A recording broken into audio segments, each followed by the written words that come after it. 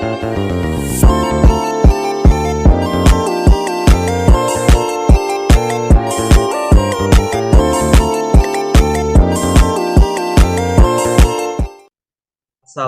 warahmatullahi wabarakatuh. Perkenalkan, saya Fahra Rahimatul Fauzi dengan NIM 2410911110025. Saya merupakan mahasiswa dari Universitas Lambung Mangkurat dari program studi kedokteran program sarjana.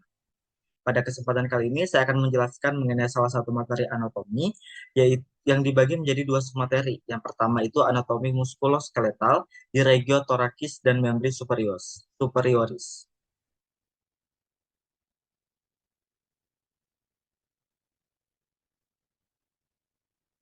Nah, sebelum kita memahami materi lebih dalam, kita harus tahu dulu nih, apa sih muskuloskeletal itu? Nah, muskuloskeletal itu dibagi dalam dua kata. Yang pertama ada muskolo atau otot, dan juga skeletal yang artinya tulang. Nah, muskulo atau muskular ini merupakan jaringan otot-otot pada tubuh manusia, di mana ilmu yang mempelajari tentang hal ini disebut sebagai ilmu biologi. Sedangkan skeletal atau osteo itu merupakan tulang atau kerangka tubuh. Nah, ilmu yang mempelajari skeletal atau osteo sendiri ini disebut sebagai osteologi. Nah, sistem muskuloskeletal itu merupakan salah satu sistem pada tubuh manusia, di mana sistem ini tuh terdiri dari beberapa sistem ya, dari beberapa bagian. Yang pertama ada tulang, sendi, otot, dan juga struktur pendukung lainnya, di tendon, ligamen, fascia, dan bursa. Nah, sistem muskuloskeletal sendiri ini memiliki beberapa fungsi. Yang pertama, itu memberikan bentuk dan juga dukungan struktural. Kemudian, melindungi organ internal dan juga memungkinkan pergerakan melalui namanya kontraksi dan juga artikulasi artikulasi sendi.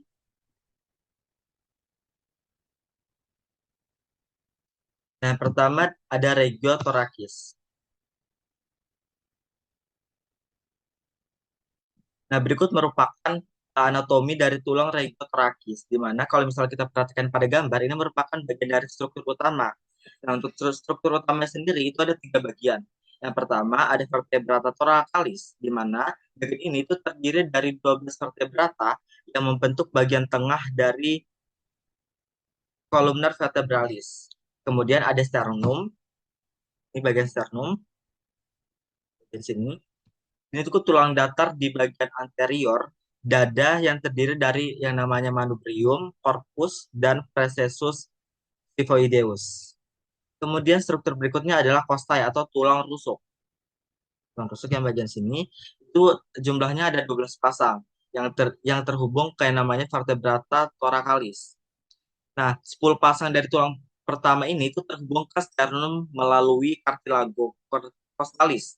Sedangkan dua pasang lainnya itu disebut dengan yang namanya tulang rusuk melayang.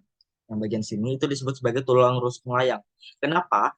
Karena tidak terhubung langsung ke bagian dari sternum. Kemudian batas-batas dari regiotorakis. Yang pertama itu ada namanya batas dinding toraks, di mana itu terdapat beberapa bagian. Yang pertama itu bagian lateral. Nah, bagian lateral sendiri itu ada di bagian kosta 1 sampai kosta 12. Nah, sedangkan yang kedua itu ada namanya anterior. Itu di bagian sternum dan juga costae. Lalu ada posterior, itu di bagian vertebrae dan juga costae. Kemudian ada yang dinamakan batas apertura thoracica superior atau thoracic inlet. Nah, itu ada beberapa bagian juga. Yang pertama ada anterior, itu biasanya ada di manubrium sterni, lalu ada posterior, itu di corpus vertebrae thoracic. Terus juga ada kanan kiri lateral, itu di corpus costae 1.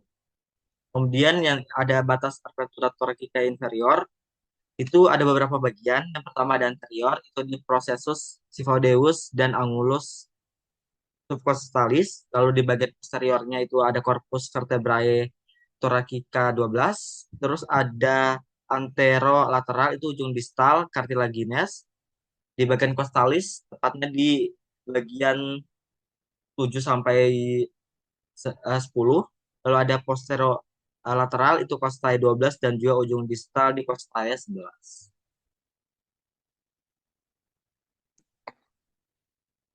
Kemudian otot pada regio thoracis. Itu ada beberapa struktur utama. Yang pertama ada otot superficial, itu terdiri dari pectoralis major, di mana itu merupakan otot besar yang bagian ini.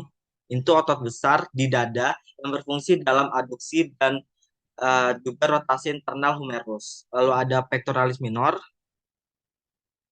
bagian sini, ini pectoralis minor, itu terletak di bawah pectoralis major dan memiliki fungsi untuk stabilkan yang namanya scapula dengan menariknya ke anterior dan juga inferior. Kemudian ada yang namanya otot interkostal, itu ada beberapa bagian juga. Yang pertama bagian eksternal yang memiliki peran dalam elevasi tulang rusuk selama proses inspirasi.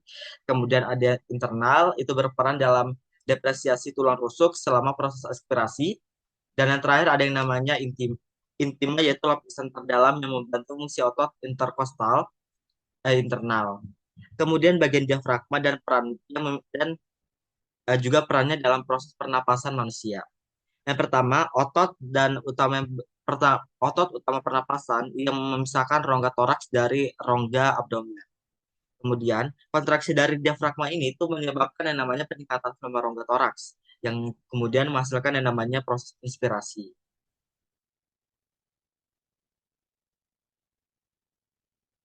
Kemudian, bagian vaskularisasi. Nah, kalau misal kita lihat pada gambar, itu juga ada beberapa struktur utama. Yang pertama ada arteri utama. Itu ada dua jenis arteri. Yang pertama ada arteri trakea interna yang berjalan di sepanjang sisi dalam dinding toraks dan memberikan yang namanya cabang ke ruang interkostal anterior. Kemudian ada yang namanya arteri interkostalis. Itu terdiri dari arteri interkostalis anterior dan juga posterior, di mana arteri ini itu memiliki fungsi yang mensuplai ruang interkostal. Kemudian drainase vena. Nah, itu ada dua jenis juga. Yang pertama itu ada vena azygos, di mana vena ini memiliki fungsi untuk mengumpulkan darah dari dinding toraks dan mengalirkannya ke vena cava superior. Kemudian vena kedua itu vena hemiazygos yang memiliki peran untuk mengalirkan darah dari sisi kiri dinding toraks ke vena azygos. Nah, proses ini itu memiliki hubungan dengan yang namanya sistem kardiovaskular, di mana sistem vaskularisasi ini itu memastikan suplai darah yang adekuat ke struktur dinding dada dan berperan dalam sirkulasi sistemik.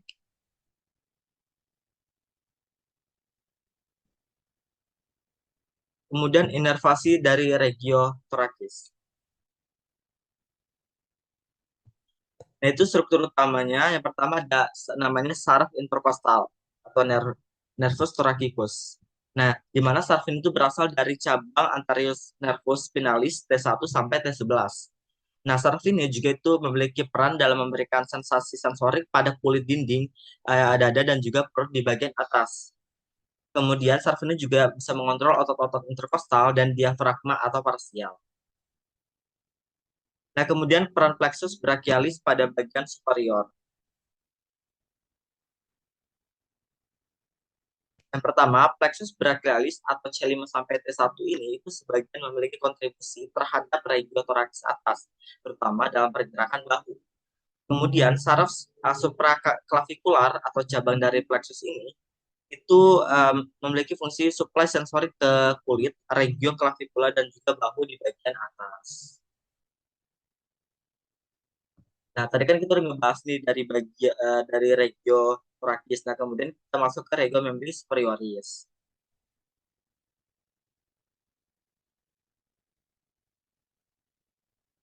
Pertama, anatomi tulang dari regio membris superioris ini. Nah, pertama itu ada tulang-tulang utama. Yang pertama itu ada clavicula. Ini itu merupakan tulang panjang yang menghubungkan sternum dengan yang namanya scapula. Lalu ada tulang scapula yang ini. Ini tuh merupakan tulang yang bentuk itu segitiga. Bentuknya kayak memiliki tiga sisi, makanya disebut sebagai segitiga, yang memiliki peran sebagai titik pelekatan banyak otot di bahu. Kemudian ada otot humerus, ini merupakan tulang panjang, ini tulang panjang pada lengan bagian atas yang berartikulasi atau berhubungan dengan scapula dan juga radius ulna. Kemudian ada bagian radius dan juga ulna atau bagian lengan bawah. ini memiliki peran dalam pronasi dan juga supinasi tangan. Nah, artikulasi ini penting karena pertama sendi bahu atau glenohumeral ini itu fleksibel tetapi rentan terhadap yang namanya dislokasi. Kemudian sendi siku ini itu terbentuk dari namanya humerus, terus juga radius dan juga ulna yang memungkinkan untuk melakukan gerakan fleksi dan juga ekstensi. Kemudian sendi pergelangan yang bagian sini itu kompleks dengan beberapa tulang kecil atau yang disebut karpal.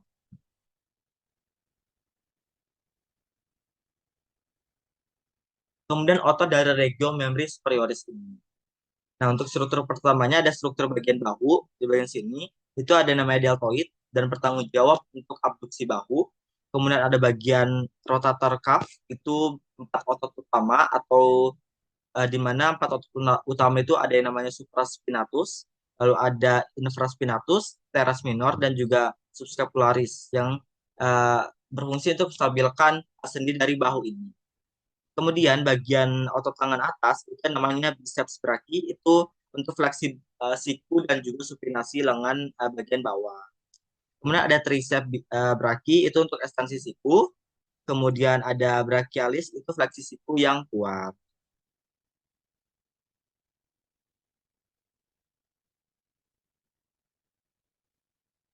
Kemudian vaskularisasi membri superioris.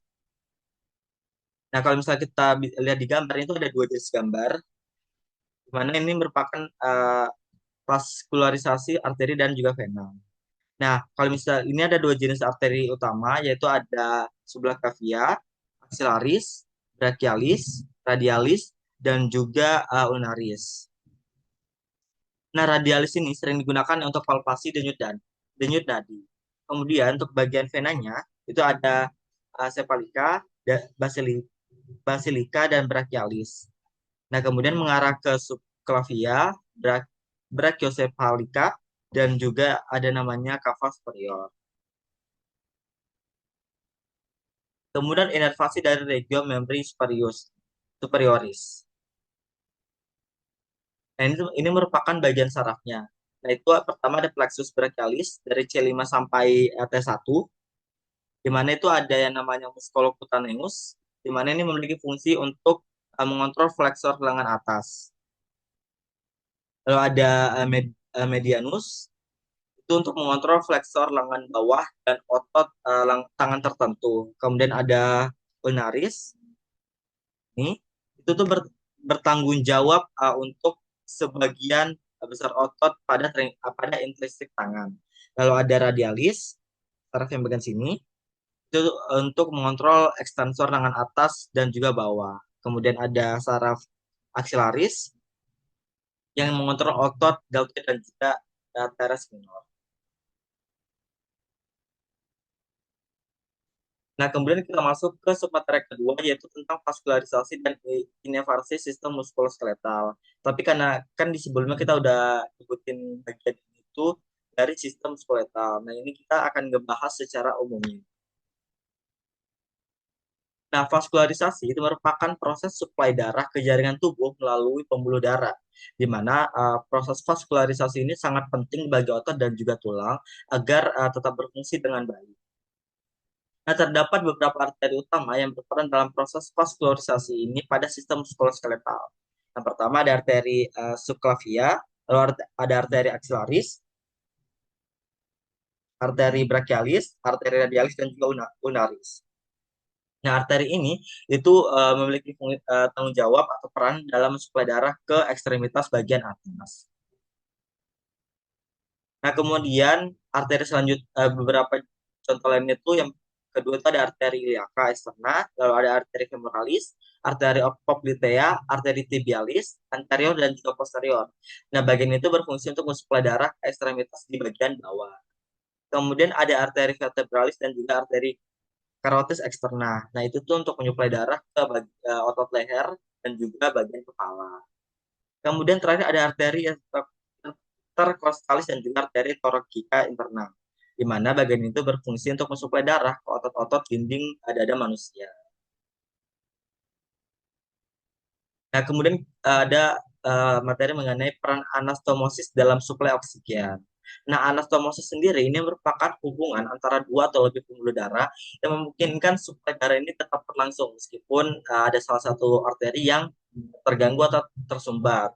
Nah, contohnya itu kayak misalkan jaringan di sekitar sendi, misalkan kayak di bagian sendi bahu dan juga siku. Nah, itu kan memiliki banyak anastomosis, di mana anastomosis pada jaringan di sekitar sendi ini itu untuk memastikan supaya darah agar tetap berjalan saat terjadi yang namanya tekanan mekanis pada arteri utama. Kemudian inervasi. Nah, inervasi sendiri ini adalah proses penyediaan saraf pada organ atau jaringan untuk mengontrol fungsinya dalam sistem muskuloskeletal. Nah, inervasi atau saraf dalam sistem ini itu memiliki dua peran. Yang pertama untuk mengontrol kontraksi otot atau motorik. Yang kedua yaitu menyampaikan sensasi dari otot dan sendi ke otak atau juga sensori. Nah, saraf pada gerakan otot ini itu ada dua jenis. Yang pertama ada saraf somatik dan juga saraf otonom. Nah, kalau misalkan bagian saraf somatik itu mengontrol pergerakan sadar otot dan otot rangka. Kemudian misalkan contoh dari saraf somatik itu kayak saraf radialis di mana tugas memiliki tanggung jawab untuk mengontrol ekstensor lengan bawah yang memungkinkan pergelangan tangan itu untuk bisa bergerak ke atas. Kemudian ada saraf otonom, ini saraf yaitu mengontrol fungsi involunter seperti tonus otot dan aliran darah di otot. Nah, saraf ini tuh memiliki fungsi, contohnya itu kayak sistem saraf simpatis yang dapat meningkatkan aliran darah ke otot selama aktivitas fisik.